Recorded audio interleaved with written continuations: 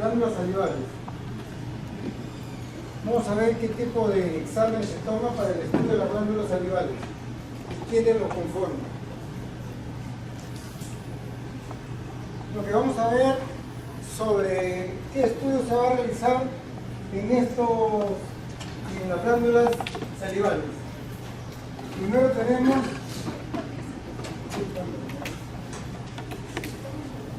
tenemos 4 exámenes que podemos hacer. Uno es la cianografía, la ecografía, la tomografía y la resonancia magnética. El examen de cianografía ya está un poco en desuso, ¿no? Prácticamente como que se está dejando de hacer poco, porque es un examen de tipo invasivo. Las glándulas salivales más importantes que vamos a estudiar el día de hoy son las parótidas, submaxilar y sublingual. Todas ellas vamos a ver la anatomía y algunas patologías en el cual varias de ellas son las mismas, pero la representación en los exámenes es lo que tenemos que evaluar. Entre otras patologías tenemos la cialoadenitis, la cirrosis y litiasis en conductos glandulares. Este tipo de patologías se dan en glándulas salivales, en todas ellas, pero vamos a ver en algunas partes donde debemos de evaluar. Tenemos la cialografía.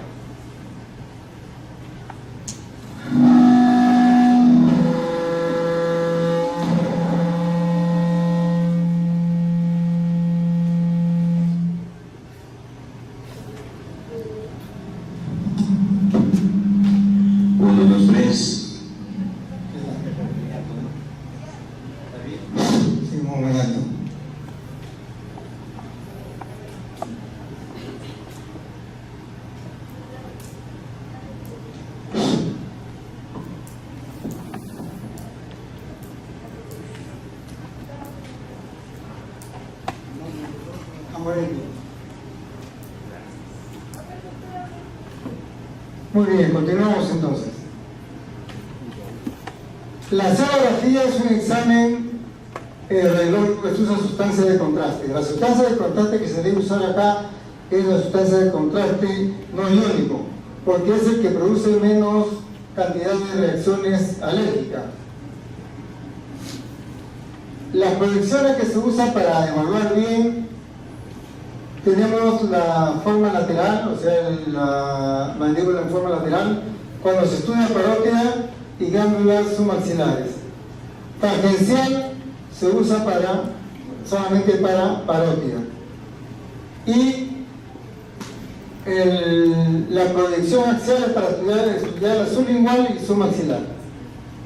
Este tipo de examen lo que nos estudia son los conductos salivales y podemos identificar litiasis, tapón mucoso, estenosis.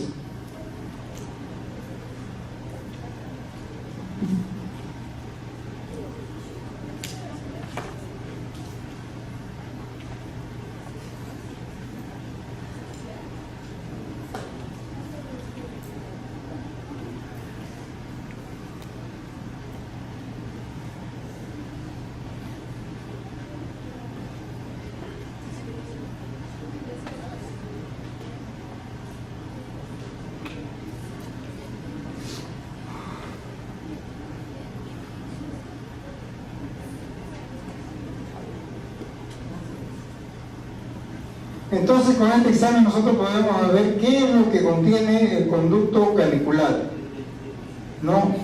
Podemos ver nosotros litiasis, tapón mucoso, estenosis.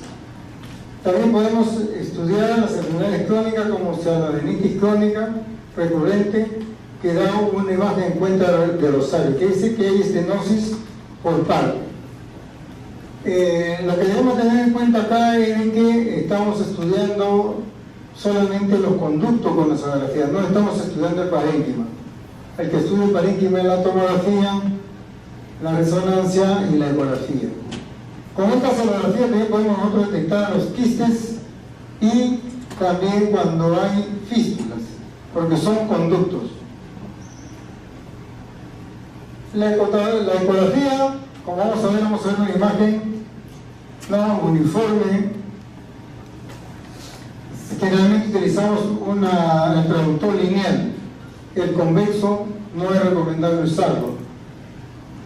Se usa el traductor lineal con la finalidad de diagnosticar si hay realmente una lesión intra o extraglandular. Quiere decir que con la ecografía también puedo ver yo los conductos, pero no puedo ver su trayecto adecuadamente, ya que la ecografía es mejor en este caso.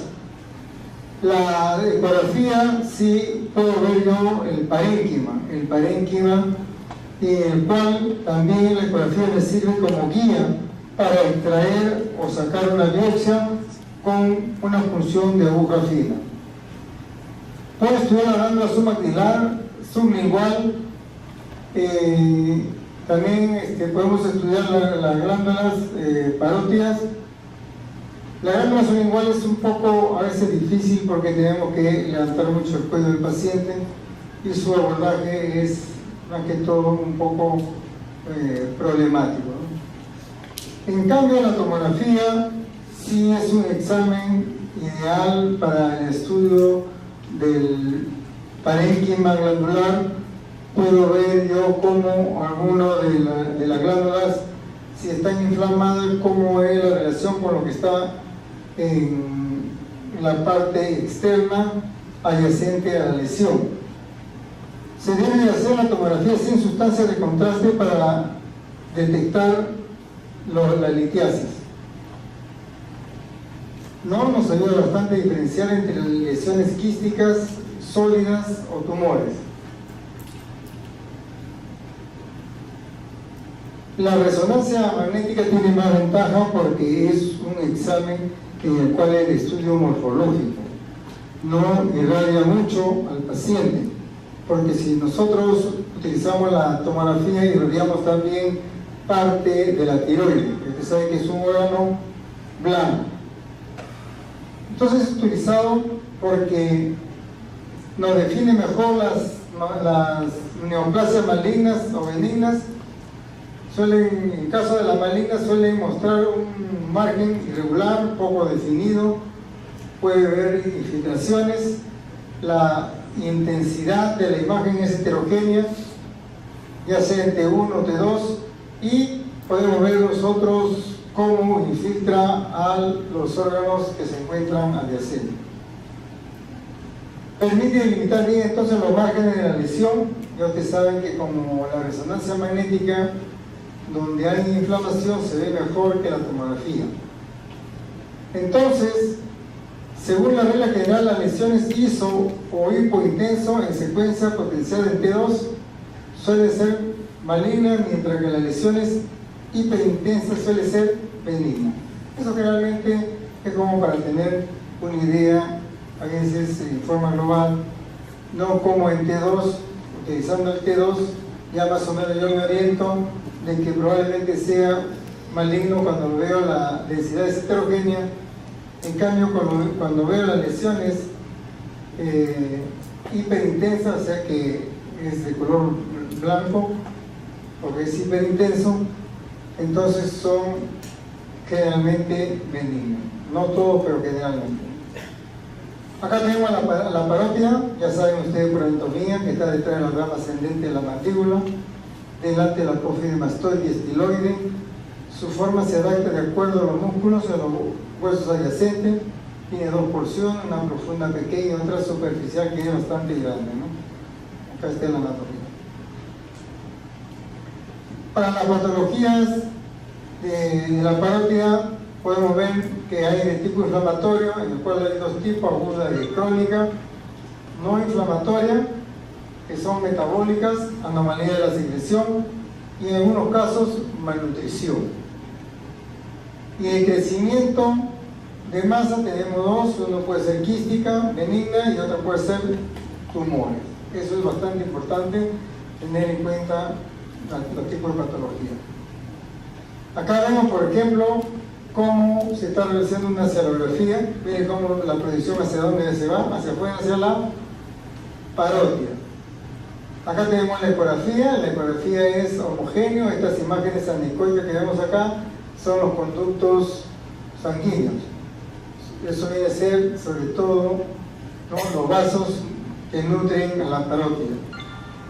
En la tomografía, la ventaja es, tanto como la tomografía como la resonancia magnética, puedo yo comparar las dos parótidas. Acá lo veo dentro de los ramos normales, en el lado derecho lo veo más grande y una imagen hipodensa. Entonces esas imágenes siempre debemos tenerlo en cuenta. Luego tenemos la resonancia magnética, que es más anatómica, se puede ver y definir bien la glándula. En este caso, acá está la glándula, en el otro lado, y podemos comparar y podemos medir el volumen si hay alguna diferencia o no. Cuando yo hago el examen de celulografía en la parótida, ese conducto se llama el conducto de Steno. Miren cómo ubicamos el conducto de Steno, ponemos la cánula ahí y inyectamos la sustancia de contraste, ¿no? Miren cómo se forma, el paciente está en una forma oblicua para que se vea bien el conducto de Steno. Entonces el conducto de Steno es el conducto de la parótida.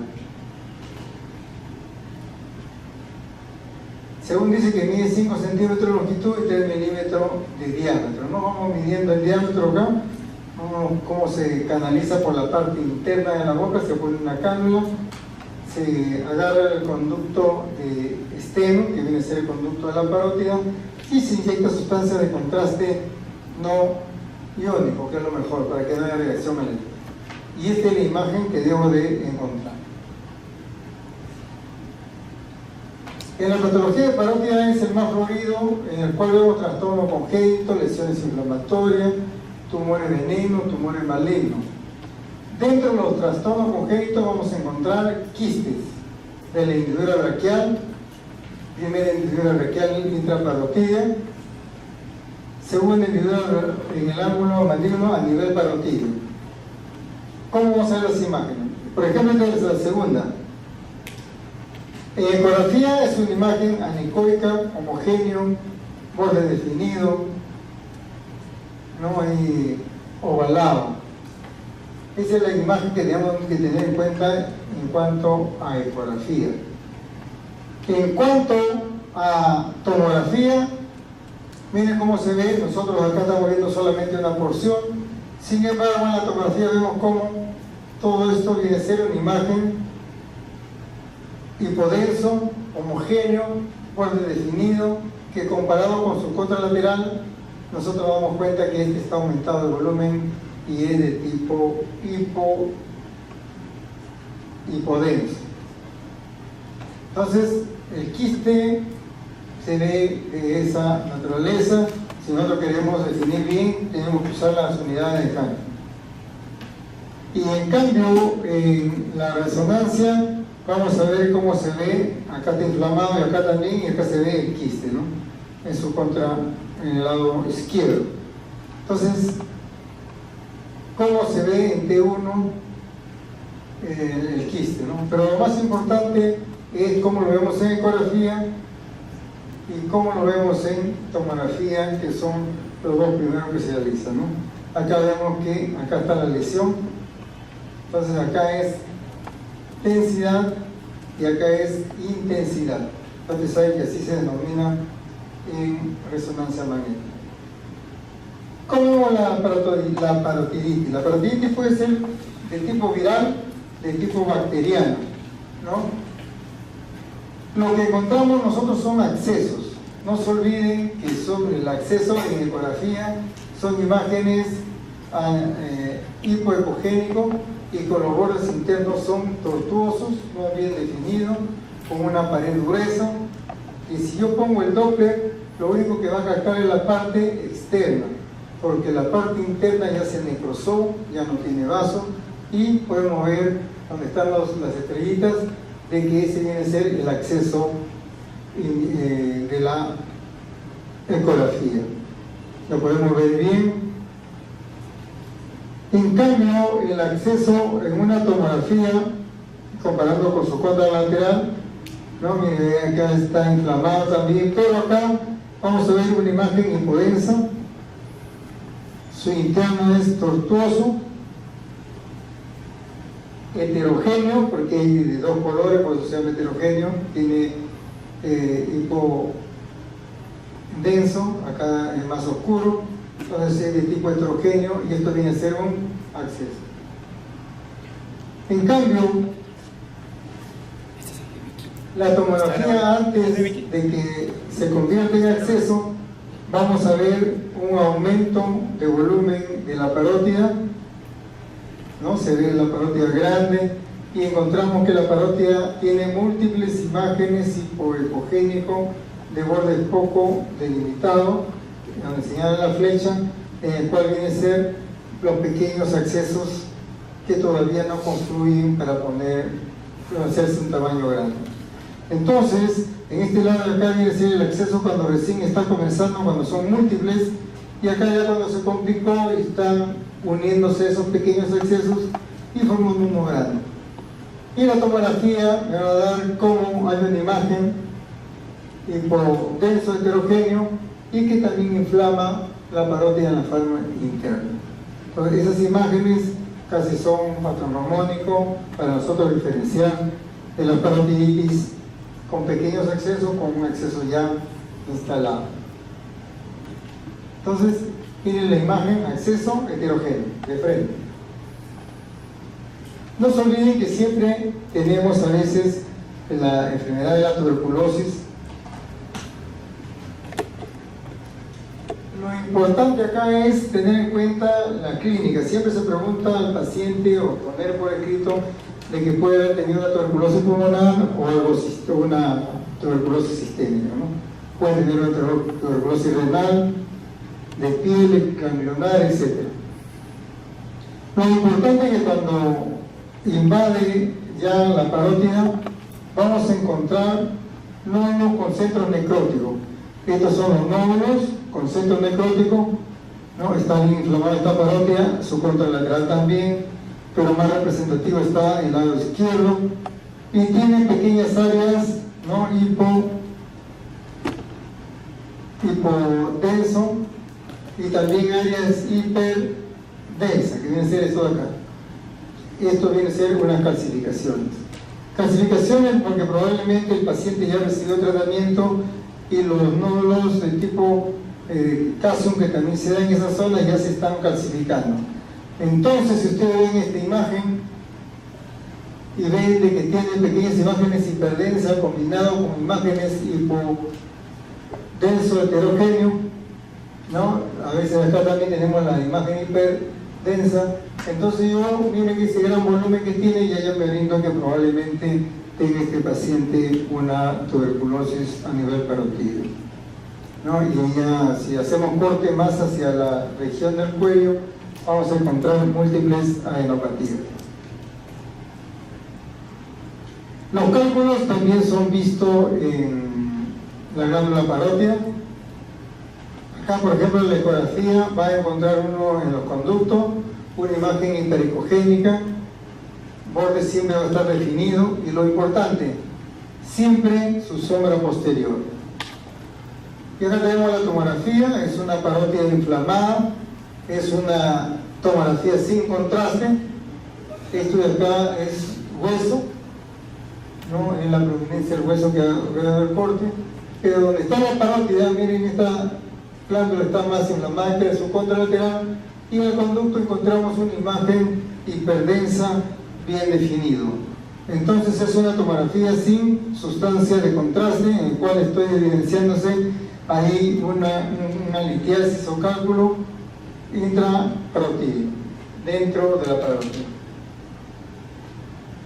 Los tumores benignos vienen a ser los adenomas, pleomorfo, tumor de Warthin, eso lo tenemos que ver, hemangiomas también, y los linfangiomas.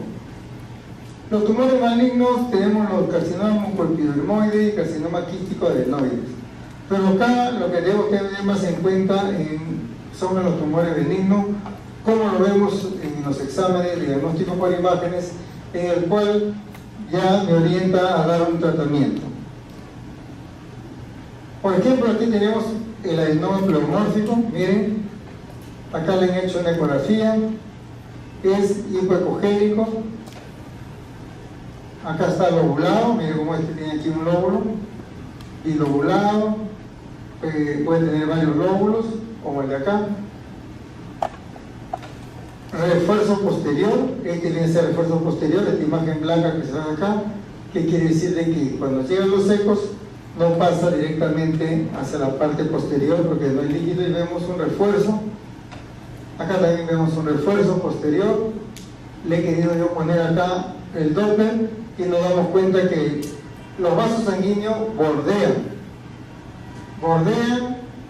la imagen que estamos viendo hipoecogénico en la parte superior. Porque si la imagen de los vasos ingresan, se convierte en una adenopatía. Entonces, la adenopatía sí tiene un hilio vascular. En cambio, el adenoma pleomorfo no. Se dice que esto generalmente se da en mujeres de edad media, tercer tumor más frecuente en pediatría, luego de los hemangiomas, el linfangioma, puede ser solitario unilateral, sólidas, redondeadas, borde bien definido y tiene una calcio. En este caso de acá, miren, tiene los bordes definidos y esto que parece que fuera heterogéneo y de acá es por la compactidad que tiene el adenoma, el duro, ¿no? Y esto de acá viene a ser reverberancia. No quiere decir que esto es calcificación, ¿eh? Esto no es calcificación, porque si es calcificación da sombra posterior. Entonces son bien definidos, eso es lo importante, bien definido, ¿no?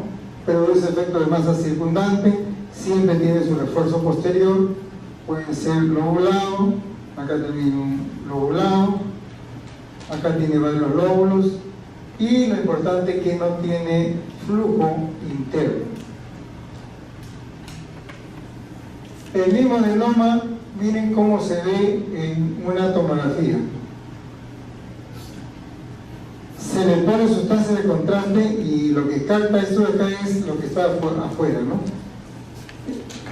Y probablemente el adenoma tiene vasos pequeños.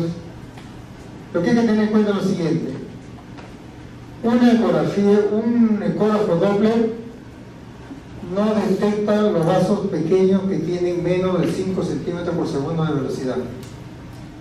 En cambio, cuando yo pongo sustancias de contraste con tomografía, ahí sí puede captar porque las vénulas inclusive lo puedo ver en tomografía, ¿no?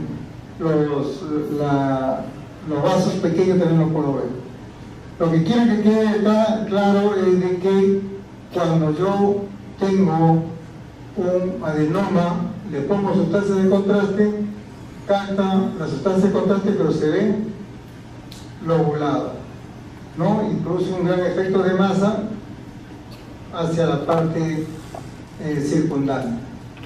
Entonces, cuando yo lo veo así y veo los bordes heterogéneos internos, es porque hay inflamación, y de frente yo digo, esto de acá es un tumor benigno y probablemente sea un adenoma pleomorfo. Acá tenemos en la resonancia magnética, ¿no?, cómo se ve el adenoma. Acá vemos esta imagen comparada con su contralateral, y acá vemos cómo en T2 cómo aumenta la densidad con respecto al otro, ¿no? Acá lo único que vamos a ver es de que acá es un lobulado, ¿no?, hipointenso comparado con su contralateral, que viene a ser este de acá, que es más pequeño, y cuando le pongo el T2 ya lo veo mejor, ¿no? Veo cómo se ve discretamente hiperintenso, pero siempre de forma lobular. Y eso es lo que hay que tener en cuenta: los bordes de la lesión. Si no hay infiltración, yo digo, ya ese es normal.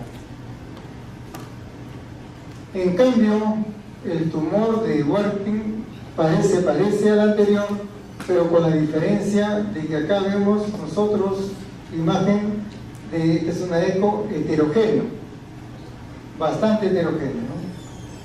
Y ven, aquí tenemos hipoecogénico, y acá parece que fuera una combinación entre anecoico, ¿no? Da la impresión. Entonces vamos a ver de que esto también es un cistoadenoma linfomatoso, quístico, se da más en varones, ancianos, múltiples y bilaterales. Entonces, en la ecografía también nosotros encontramos que tiene los bordes definidos, las áreas heterogéneas, o sea, hipoecogénico, anecoico, tiene también su refuerzo posterior como el adenoma, pero la diferencia con el adenoma es que cuando le pongo el Doppler se enciende la parte interna. Esa es la diferencia. Entonces, la primera diferencia con el adenoma, con el tumor de Warthin, es que tiene dos colores, podríamos decir, en ecografía. Tiene su refuerzo posterior, sí, pero cuando le pongo el Doppler se enciende todo ese tumor. Se capta las sustancias de contraste. Perdón, capta el Doppler Power en este caso, o el Doppler Color, cualquiera de los dos. Tiene resonancia. Este es un T1, pero se ve como si fuera un T2. ¿Por qué? Porque han usado sustancia de contraste. Cuando se usa sustancia de contraste, miren cómo capta ese tumor. Se ve hiper intenso. Entonces, ese de ahí es un T1, pero con sustancia de contraste, o sea, con gadolinio. Entonces, nosotros podemos diferenciar el tumor de Warthin con adenoma. Solamente en ecografía ya nos damos cuenta que tiene múltiples vasos internos con ecografía. Los hemangiomas, miren cómo son. Este es un hemangioma con ecografía. Vamos a encontrar una imagen hipoecogénico, pero lo importante es que estas imágenes hipoecogénicos confluyen una con otra, o sea que se unen, ¿no?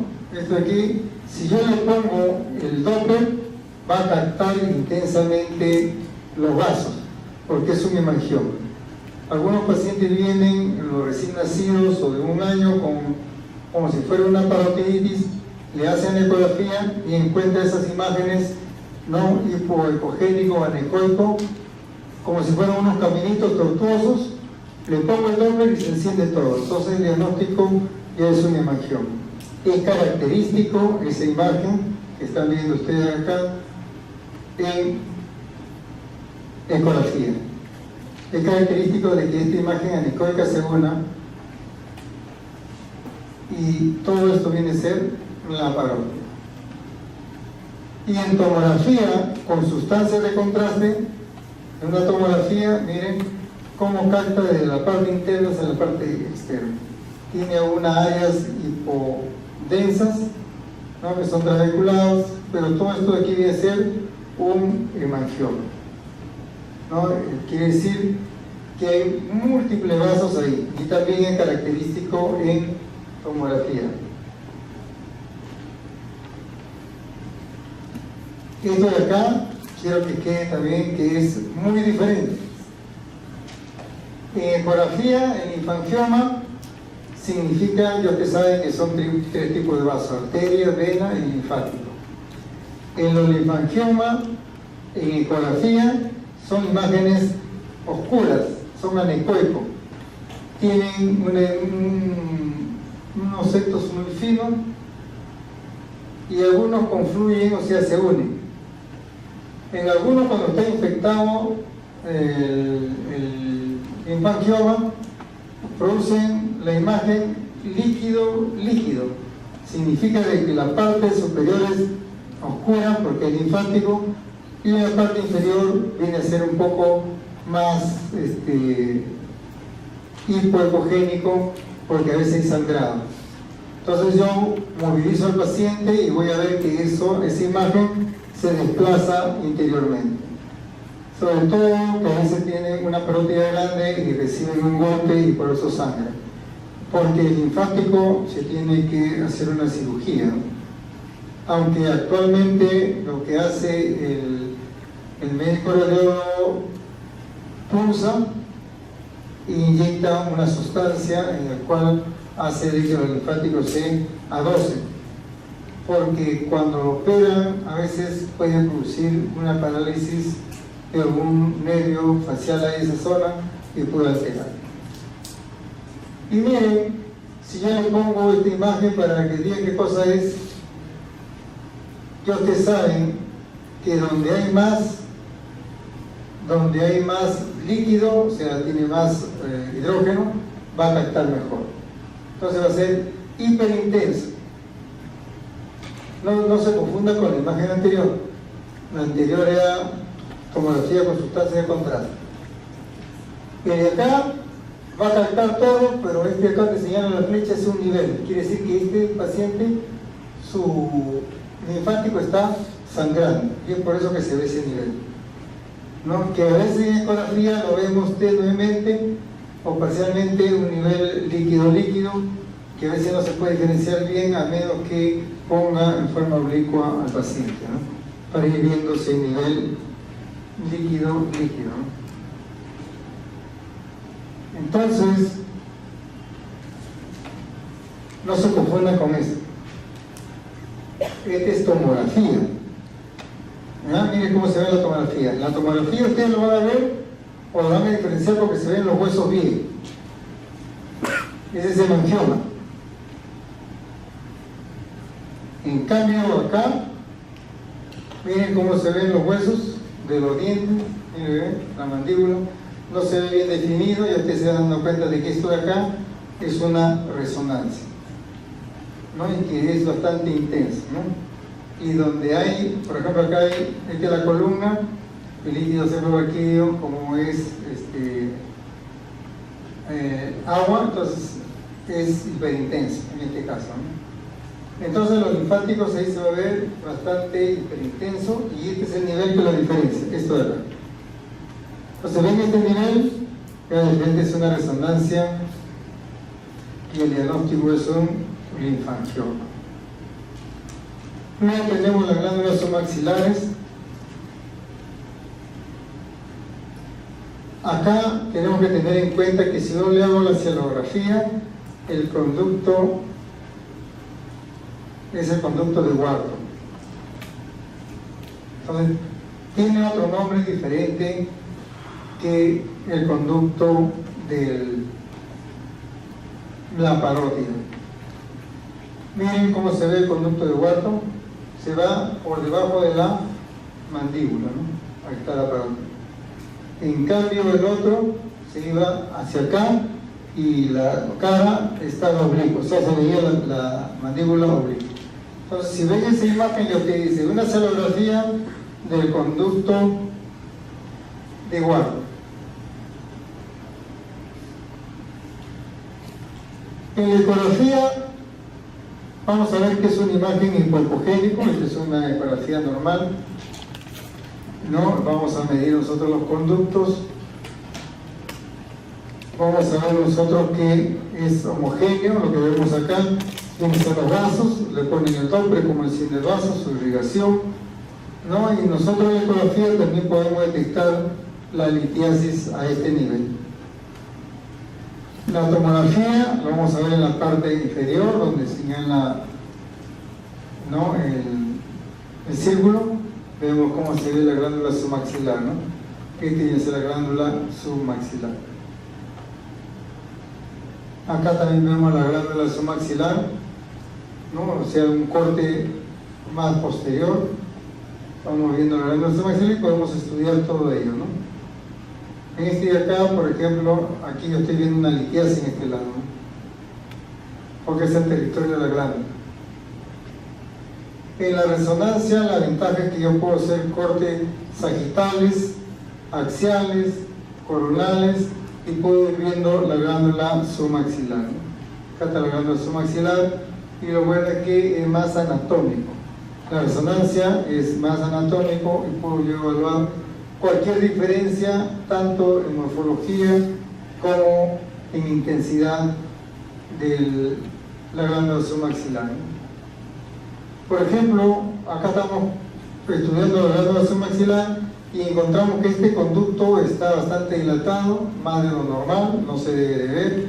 Vamos avanzando con la ecografía y encontramos una imagen enclavada en hiperecogénico y con una gran sombra posterior. Esta gran sombra posterior me dice que esto de aquí es un cálculo litiáceo que está no dejando salir la saliva y que está inflamando a toda la glándula submaxilar, y es por ello que se ve esta imagen hipoecogénica. Porque usted ha visto que la glándula submaxilar en lo normal debe verse homogéneo, bien delimitado. En cambio ahí se ve bastante heterogéneo porque está inflamado. Vamos a ver qué es la cianolitiasis, que es el cálculo, que es lo que estamos viendo anteriormente, ¿no? Entonces, miren, si yo le pongo Doppler, acá están los conductos.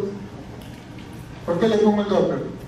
Porque quiero diferenciar yo si realmente ese cálculo está en el conducto o no. Cuando le pongo el Doppler, lo que va a atacar es los vasos, y el conducto no, porque no tiene fluido, y acá está la litiasis. Una imagen hiperecogénica con una gran sombra posterior. Acá también hay otro. El de acá recién se está formando porque no es una imagen hiperecogénica casi continua, ¿no? Como el de acá. Acá hay una imagen hiperecogénica, pero ya está haciendo su sombra posterior y está dilatando esta parte del conducto. En algunos casos también podemos encontrar una imagen así hipoecogénico, abultado, bombado, que viene a ser sobre todo cuando hay moco. Y si no hay sombra y solamente se ve una imagen hipoecogénica, significa que hay moco que no está dejando pasar la saliva, y esa es la enfermedad de Kuhn-Maul, ¿no? Entonces la enfermedad de Kuhn-Maul, que no es una litiasis, sino es moco que no deja pasar la saliva. También en la glándula submaxilar también hay adenoma pleomorfo, así como vimos en la parótida, ¿no? Y aquí también está el adenoma, ya sabemos cómo se ve el adenoma. Es un nódulo hipoecogénico, los bordes bien definidos, produce efecto de masa. En la resonancia magnética, acá vemos T1, es hipo, ¿no? Se ve hipo, o sea, oscuro, hipointenso. Le pongo sustancia de contraste y se vuelve hiperintenso, tan igual o parecido que el T2, ¿no? Este es un T2. El T2 se ve bastante hiperintenso con la sustancia de contraste, ¿no? Lo veo hiperintenso también.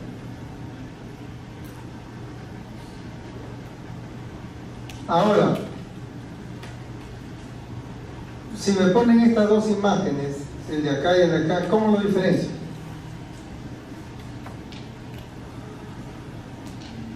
Lo voy a diferenciar por el líquido. El líquido contiene sustancia de contraste hasta que llegue el líquido celular aquí y se vuelva blanco o hiperdenso. En cambio acá ya lo estoy viendo el líquido ya, ¿no? Inclusive puedo ver la columna, ¿no? Ese es el líquido.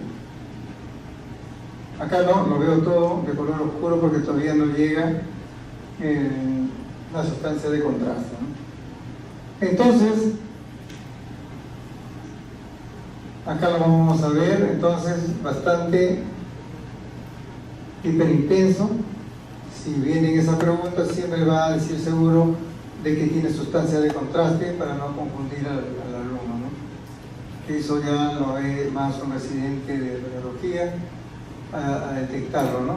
Porque acá en T2 yo veo esto de aquí que viene a ser los vasos, pero en la parte superior que tiene gadolinio, ahí lo va a ver mejor, ¿no? Porque la sustancia de contraste está, podríamos decir, pintando o yéndose por la vena, que se va a ver mejor. Pero tenemos los citoadenoma. Ya los citoadenoma es característico, porque vamos, si veo esta imagen, ¿qué es lo que encuentro? Tengo que ver qué es lo que hay alrededor de esa imagen que está alterada, ¿no? Entonces yo comparo al derecho con el izquierdo, comparo esto el derecho con el izquierdo, y me doy cuenta que acá hay algo, ¿no? Hay una imagen hipodensa, pero ¿qué está pasando? Mire el hueso cómo se ve acá. Con su punta, se ve el carrillo, y acá lo está destrozando, ¿no? Entonces cuando veo que está destrozando o está infiltrando, en este caso me señala la flecha chiquita, está infiltrando hacia el hueso, ya yo digo esto es maligno.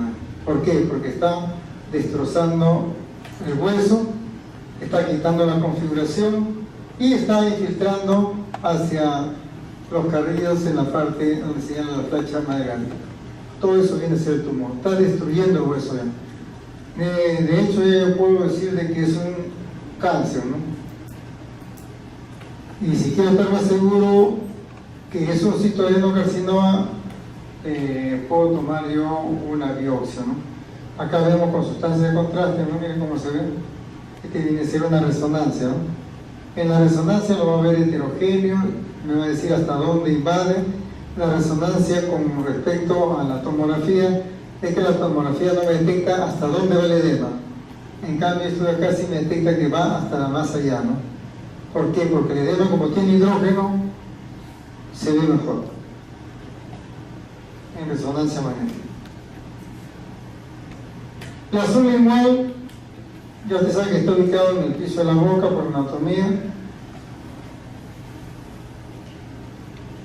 Estos son los exámenes que se toman en la sublingual. Como ustedes ven, ahí no aparece la ecografía, porque es un poco difícil de abordar. Lo puedo ver, pero es difícil.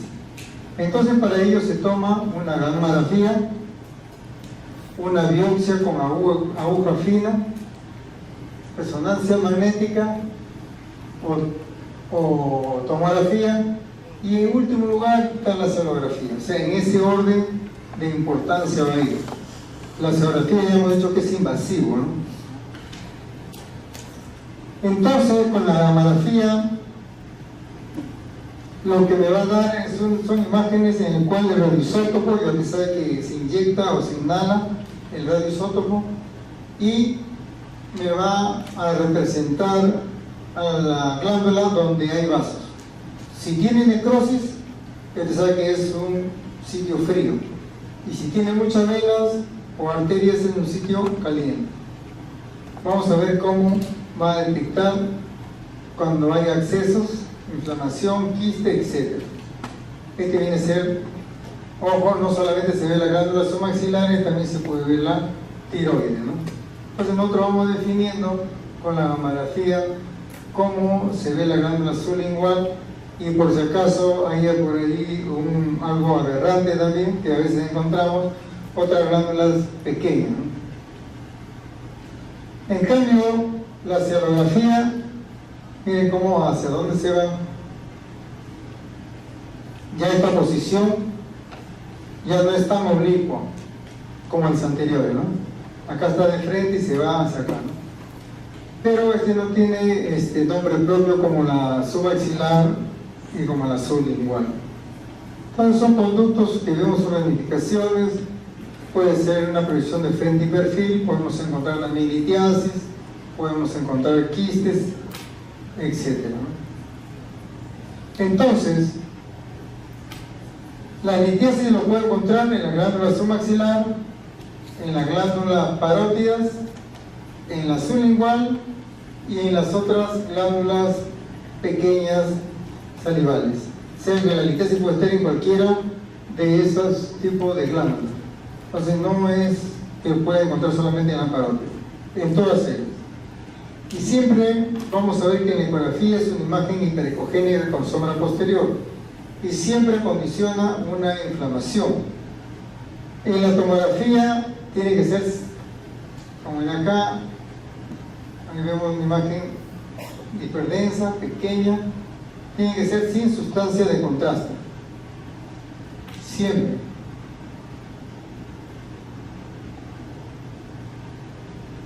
Acá tenemos la radiografía, en algunos casos tiene que disminuirse el kilovoltaje para que salga la imagen de la litiasis, ¿no? En algunos casos, ¿no? Acá vemos cómo vemos un cielito, acá vemos una pequeña imagen ¿no? Radio opaca, de borde definido, en el cual digo aquí hay un cálculo, pongo medio oblicuo al paciente y le tomo acá nuevamente, ¿no? Y se ve la litiasis.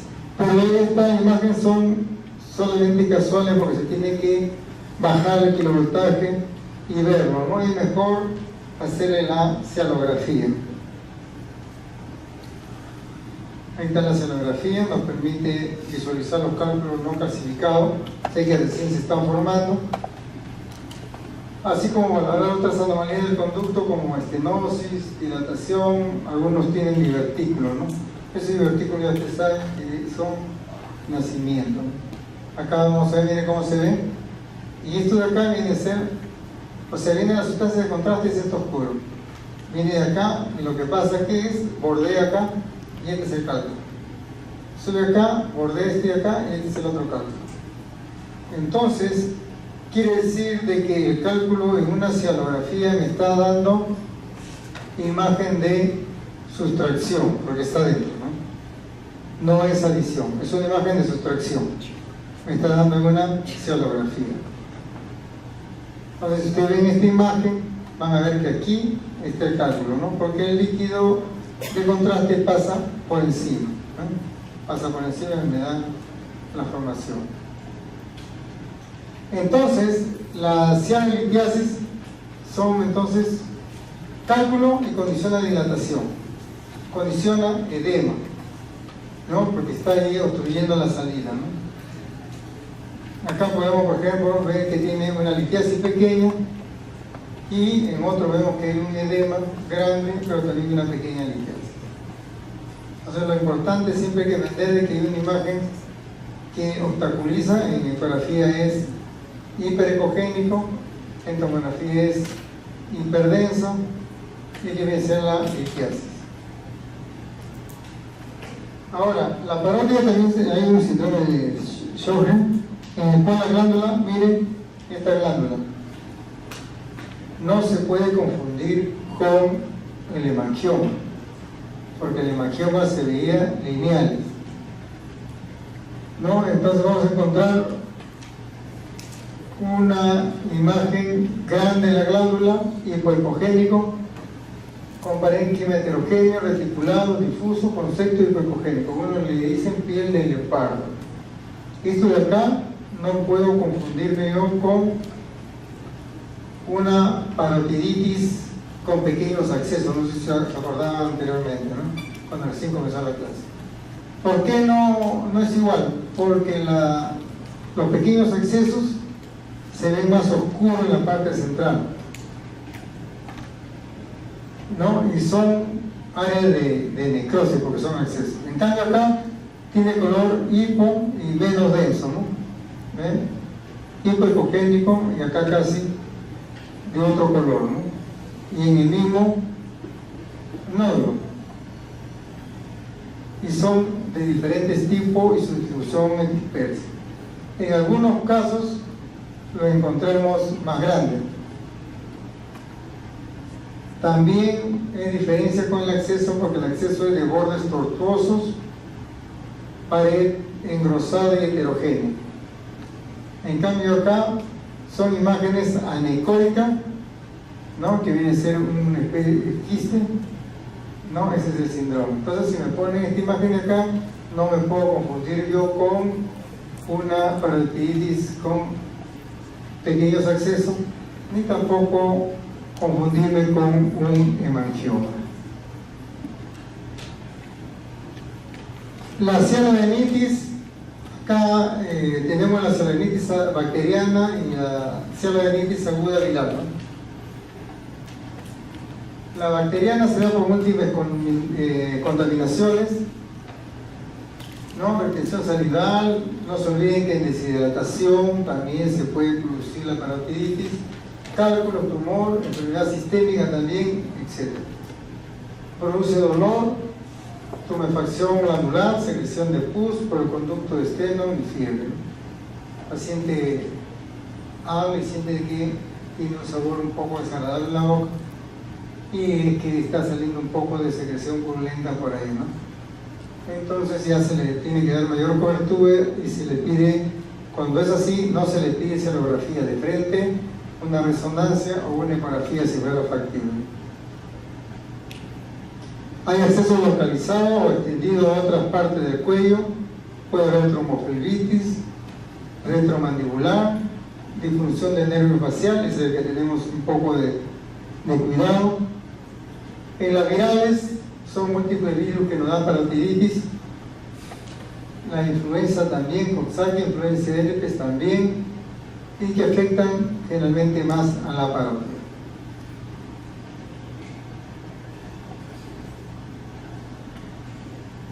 Acá tenemos la cialodenitis, aumento del tamaño de la glándula, observamos disminución de la ecogenicidad de la glándula, esta es una ecografía, con pequeñas áreas hipoecogénicas, que viene a ser esto de acá,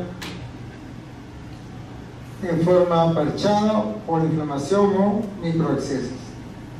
¿No? Miren cómo se ven los microexcesos. Siempre el microexceso tiene la parte central más oscura. Acá podemos ver una tomografía axial, vemos comparado con su contralateral, hay un aumento de volumen de la parotia y acá hacia la flecha hay una imagen hipodenso de borde bien delimitado. No es tortuoso, si es tortuoso ya sería un absceso. La ránula, miren la característica de la ránula, ¿no? Es una lesión quística en el suelo de la boca por trauma del conducto de la glándula sublingual o submaxilar, ¿no? Ha recibido un golpe ahí en la mandíbula, le hacen la escenografía y mire cómo se ve, como una bolsa ahí. Y cuando uno lo toca es una imagen, perdón, una masa blanda, fluctuante. Vemos por la piel, lo vemos medio azulado, que a veces nos confunde, que probablemente dice, puede que sea una vena, y es por eso que a veces le mandan la ecografía para ver si es vaso o no. Puede dificultar la deglución, masticación y el habla, ¿no? Porque eso va creciendo, entonces el paciente no puede articular bien las palabras. Vamos a encontrar entonces una imagen anecoica como acá, o sea, oscuro, homogéneo, fluctuante, de borde bien definido. Y si usted presiona, esta imagen se colapsa. Se colapsa porque es como un saquito, ¿no? Se colapsa y a eso se le llama ránula. Acá tenemos los quistes simples, eso es bastante fácil de detectar. En la glándula vamos a encontrar imagen anecoica, borde definido, generalmente redondeado, con un refuerzo posterior, ¿no? Que son imágenes quísticas que están dentro de la glándula. A veces son condicionados por traumatismo, a veces porque ya la infección de la parotia ya pasó, pero queda esa secuela, un quiste. Cálculo de tumores en las glándulas salivales que ya ha sido extraído, pero queda a veces esa imagen quística.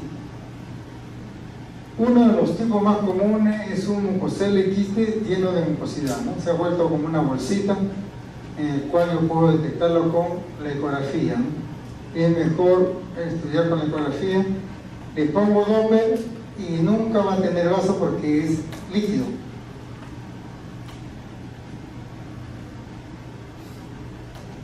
La cianosis.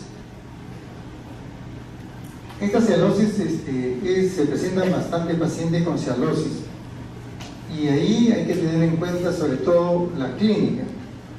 La clínica es muy importante en estos casos, ¿no? Porque se presenta en quienes las glándulas se inflaman, las dos glándulas se inflaman, señala la flecha, acá también está inflamado, acá también. Generalmente son bilaterales y sobre todo en las parótidas. Vamos a ver en aquellos pacientes que tienen enfermedades nutricionales, endocrinas como la diabetes, trastorno de tiroides, trastorno del páncreas, alcoholismo, cirrosis, anorexia, obesidad, algunos en embarazo y algunos fármacos. Entonces el paciente por ejemplo, de que tiene una cirrosis hepática y ya se le ve bastante cachetón, ¿no? Y ellos van más que todo, a veces las mujeres, para ver si le retiran esa grasa que tienen, pero sin embargo son glándulas parótidas en el cual es producido por estas enfermedades, ¿no? Por la cirrosis. Y otro, por ejemplo, cuando tiene la anorexia, también por la falta de alimentación, también se inflaman las parótidas, se ponen cachetonas. En la tomografía es el más indicado, no se le hace ecografía porque no va a encontrar solamente aumento, se le hace tomografía y resonancia magnética. Entonces, para la cialosis solamente se toma tomografía y resonancia. En la tomografía, ¿qué voy a encontrar? Glándulas está aumentada de volumen, densas o están con grasas dependiendo del estado patológico dominante. En la resonancia magnética vamos a encontrar señal variable, por eso los hallazgos son similares a los del síndrome de Sjögren o a la cialoadenitis. Similares, pero no vamos a encontrar nódulos. O sea, le encontramos similares en cuanto al tamaño, pero no vamos a encontrar nódulos. Entonces, el tamaño de la parótida va a ser bastante grande, forma difusa, con baja densidad y alto contenido graso. O sea, pura grasa es lo que tiene la parótida. Y que le da la forma de que sus parótidas están grandes, y a eso se le denomina cialosis. Acá tenemos otra tomografía. Este es un corte axial, este es una reconstrucción sagital para ver qué es lo que está pasando ahí. Ya usted sabe que no es el síndrome de Sjögren, porque el síndrome de Sjögren tiene áreas hipodensas. Se ve solamente un agrandamiento no especificado, la mayoría afecta a las parótidas y su causa sigue siendo desconocida, ¿no? Acá lo vemos grande. Con respecto a su contralateral, no encontramos ningún cálculo, no encontramos ninguna forma de adenomas. Le hace la reconstrucción y tiene la morfología, los vasos, los conductos dentro de los rangos normales. La única diferencia es que es un poco más amplio y con un poquito más de grasa. En algunos casos de la cialosis utilizamos la cialografía, que ya no se usa, como estaba diciendo, no se usa mucho, ya está en desuso. Encontrar inflamación del sistema de conducto de las glándulas salivales, a veces característica de la dilatación de los conductos de la glándula salival afectada, y es muy frecuente. Encontramos acá los conductos más dilatados. ¿Por qué? Porque está inflamado toda la parótida. Pero no me da un diagnóstico, no me dice obstrucción, no me dice que hay cálculo, no me dice que hay quiste, no me dice que hay estenosis, no me dice absolutamente nada. Solamente me dice de que los conductos y toda la parótida están aumentados, nada más. Esto es lo que debemos saber, ¿no? Esto es lo que debemos saber cuando son médicos internos, que nos falta mucho, entonces tienen que ver. La sonografía es invasivo, porque metemos aguja y sustancias de contraste. Detecta pequeñas litiasis, evalúa detalladamente el sistema ductal, uso limitado en la actualidad. O sea, ya no se usa mucho porque la tomografía y la resonancia también puedo verlo. La ecografía me va a diferenciar si es quístico o sólido. Detecta el proceso inflamatorio, detección de litiasis, detección de adenopatías, guía para la punción. La ventaja que no irradia y el costo es mínimo. La tomografía identifica la litiasis, pero tiene que ser sin contraste. De elección en proceso inflamatorio con contraste intravenoso, cuando vemos que sí puede ser un acceso, sí puede ser una microacceso, etc. Inconveniente porque irradia mucho al paciente, sobre todo la tiroides, ¿no? Que usted sabe que es un órgano. La resonancia magnética es de elección para valorar la extensión, o sea, hasta dónde llega el edema. Posibilidad de resonancia magnética Se puede hacer la sonografía sin inyección de contraste intraductal, no invasivo, también se puede hacer. Si yo no le pongo nada de contraste, solo la tomografía va detectando cómo está el conducto, porque el conducto, como tiene líquido y más hidrógeno, se va a ver muy bien. Valoración de los espacios faciales adyacentes, angiopatía y alteraciones óseas, contraindicación en pacientes portadores de marcapaso y otros dispositivos que sean magnéticos. Entonces, según la edad, se puede pedir lo siguiente: si es adulto y es inflamatorio, tomografía; si es litiasis, ecografía, y mejor la tomografía, por eso tienen 4 ejes. Si es tumor, ecografía, pero mejor es la resonancia magnética. En cambio, en niños, cuando es inflamación o masa superficial, se le pide ecografía, no se le pide otro examen.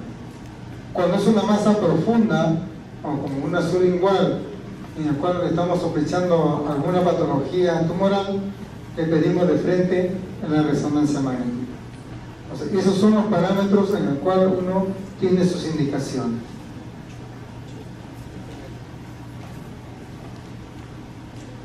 Muy bien. Gracias por la atención.